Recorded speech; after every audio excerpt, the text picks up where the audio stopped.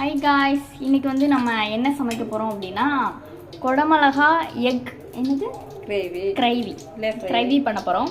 அதுக்கு என்னென்ன நாங்கள் எடுத்து வச்சுருக்கோம் அப்படின்னு பார்த்தீங்கன்னா, இப்போ கடையில் வந்து என்ன வச்சுருக்கோமா, இதுக்கான தேவையான இன்க்ரீடியன்ட் மட்டும் பார்த்துட்டு வந்துடலாம் வாங்க. இதுக்கு வந்து நாங்கள் வந்து 3 குடமிளகா, 3 தக்காளி, 2 பெரிய வெங்காயம் எடுத்து குட்டி குட்டியாக கட் பண்ணி வச்சுருக்கோம். இப்போ வாங்க எப்படி சமைக்கிறது அப்படின்னு. பொரிஞ்சிருச்சு, கருவேப்பிலை போட்டுடலாம்.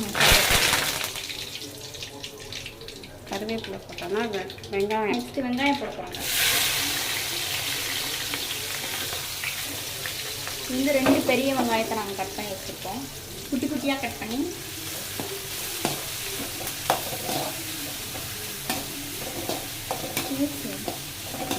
நல்லா வதங்கணும்.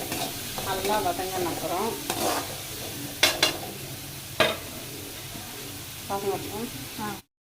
இஞ்சி பூண்டு பேஸ்ட்டு நல்லா வெங்காயம் வதங்கிடுச்சு. இந்த ஸ்டைலில் இஞ்சி பூண்டு பேஸ்ட் போடலாம். சூப்பராக இருக்கும். இஞ்சி பூண்டு பேஸ்ட் போட்டால் அப்படியே வதங்கின அப்புறம்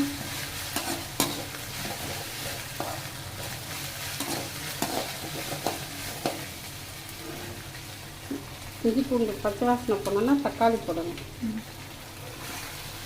நல்லா தக்காளி பெரிய பெரிய தக்காளி, பழுத்த தக்காளியை 3 தக்காளி அதை கொஞ்சம் வதங்கட்டும். கொஞ்சமாக வதங்கிறதுக்கு உப்பு போட்டால் சீக்கிரம் வதங்கணும்.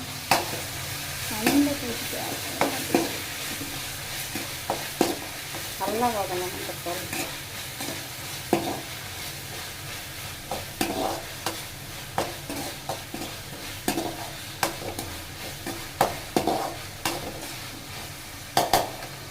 இப்போ மசாலா என்னென்ன மசாலா ஆட் பண்ணலாம் அப்படின்னு சொல்கிறேன்.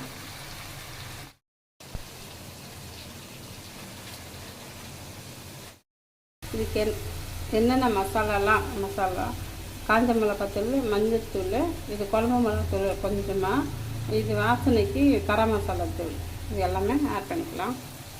தக்காளி நல்லா வதங்கணும்னு ஆட் பண்ணுங்க.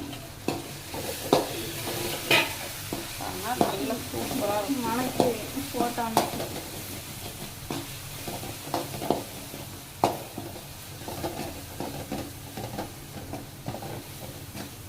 ஸ்டேஜ் வந்த பிறகு பாருங்க நல்லா வதங்கிடுச்சு. இந்த ஸ்டேஜ் வந்த பிறகு நம்ம குடமிளகாய் போட்டுக்கலாம்.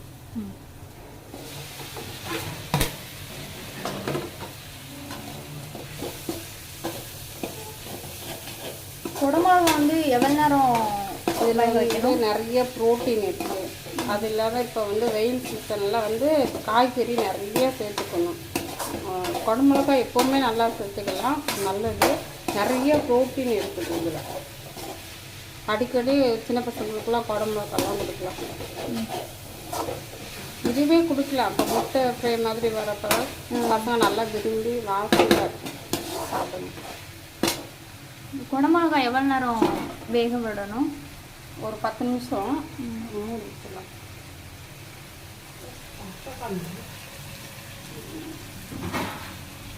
10 நிமிஷம் குடமிளகா வேணும். மசாலா வாசனை போனப்போ கொஞ்சமாக தண்ணி ஊற்றிக்கலாம். 10 நிமிஷம் ஆயிடுச்சு. ஓப்பன் பண்ணி பார்க்கலாம் எப்படி இருக்குன்னு. 10 நிமிஷம் ஆயிடுச்சு. வாசனை வந்து அப்படியே சிக்கன் சாப்பிட்ட மாதிரி இருக்கும். டேஸ்ட்டும் அப்படி தான், சிக்கன் கிரேவி மாதிரி அல்டிமேட்டாக இருக்கும் டேஸ்ட்டு. இந்த ஸ்டேஜில் வந்து தண்ணி வந்து சேர்க்கணும். எவ்வளோ சேர்க்கணும் அப்படிங்கிறத சொல்கிறோம். கம்மியாக சேர்த்துக்கோங்க தண்ணி. நாங்கள் வந்து முட்டை போடுறதுனால தண்ணி கம்மியாக தான் சேர்ப்போம். இதுலேயே பாதி வெந்துருச்சு. இவ்வளோ போடும் தண்ணி. 3 குடமிளகா.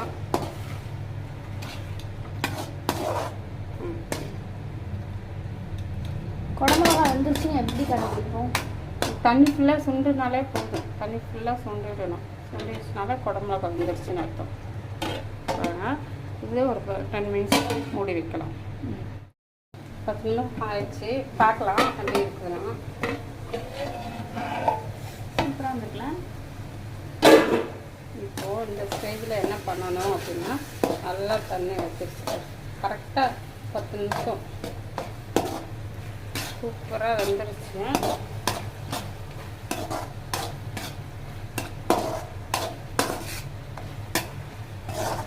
சிக்கனே நமக்கு தேவையில்லை, இது சாப்பிட்டாலே போதும். இதில் வந்து காலிஃப்ளவர் போடலாம்.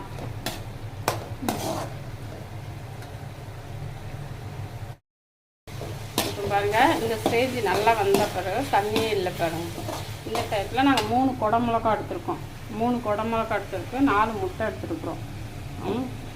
பெரிய பெரிய குடமிளகா அடிச்சு இந்த ஸ்டேஜில்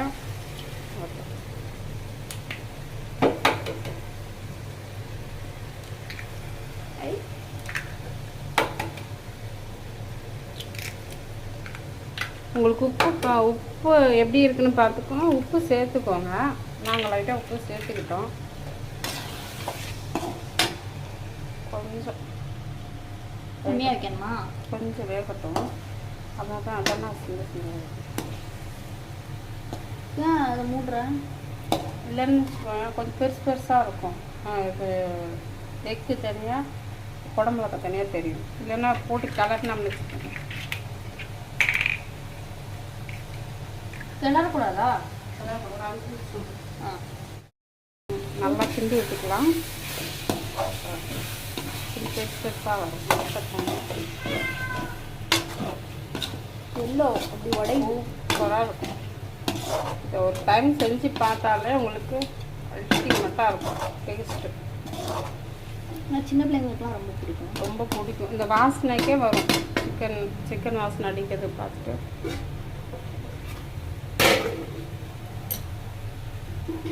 சும்மா போட்டு கிண்டி விட்டுட்டே இருக்கக்கூடாது. ரொம்ப குடம்புலாவும் உடஞ்சிரும், முட்டையும் ஒரு மாதிரி ஆகிடும். லைட்டாக ஒரு 2 மினிட்ஸ்க்கு ஒருக்கா அப்படியே கிண்டி விடணும். அந்த தான் சூப்பராக வரும். அடியும் பிடிச்சிடக்கூடாது, அடி பிடிச்சிடக்கூடாது. சூப்பராக இருக்கும். செஞ்சு பாருங்கள் உங்கள் வீட்டில். எப்படி இருக்குன்னு கமெண்டில் சொல்லுங்கள்.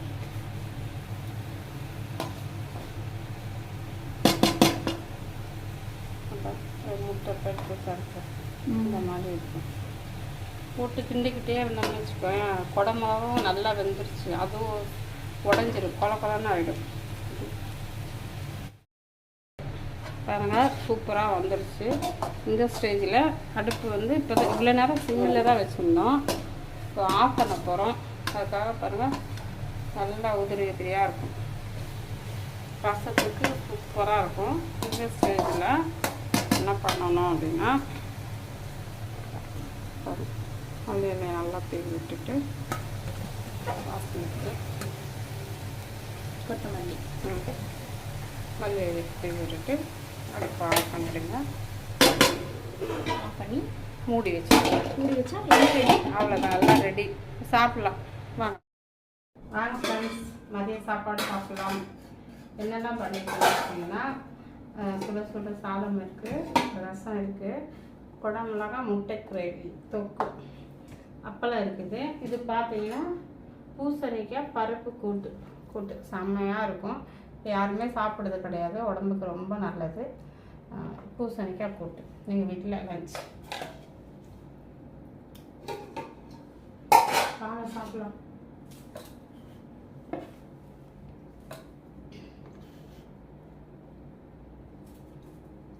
காஃபி பறக்கு.